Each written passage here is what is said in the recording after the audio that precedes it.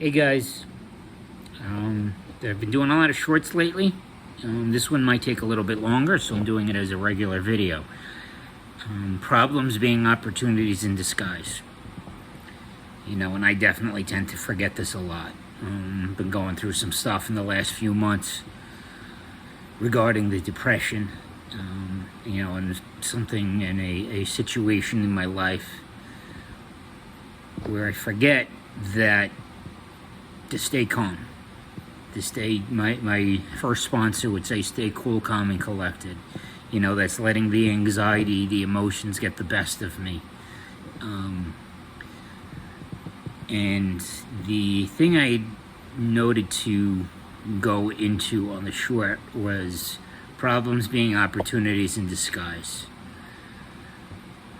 And I oftentimes find it very fearful to deal with situations, especially at work. But to take a deep breath, and I'm not telling you I've done this lately, because I haven't. I've totally forgotten about this, and don't let me preach to you. But not to necessarily embrace the problems at all times. That's probably a good idea. But go in with a laid-back attitude and see how you can change in that moment. When the problems arise, that's the exact moment to learn to do differently. That's the exact moment to say, oh, wait a minute, this is that situation I've been running away from or realizing I need to deal with. That's the exact time to deal with it. Sometimes easier said than done, especially for somebody with anxiety when the emotions get the best of me. But yeah, that's the exact time to change. I remember when I first got the personal trainer license, I think it was 2009. And when I was also first starting the sobriety journey, I got sober in 2008. And I did the personal trainer license at the beginning of 2009. And, realizing that our bodies change when it's under stress. You get strong. I used to say in early recovery, it was like, think of it like the bench press. You start with the bar that's 45 pounds. And then you put 2.5 pounds on each side. Then you change those for 5s on each side. Then you change that for 7.5 on each side. And that's how you get stronger.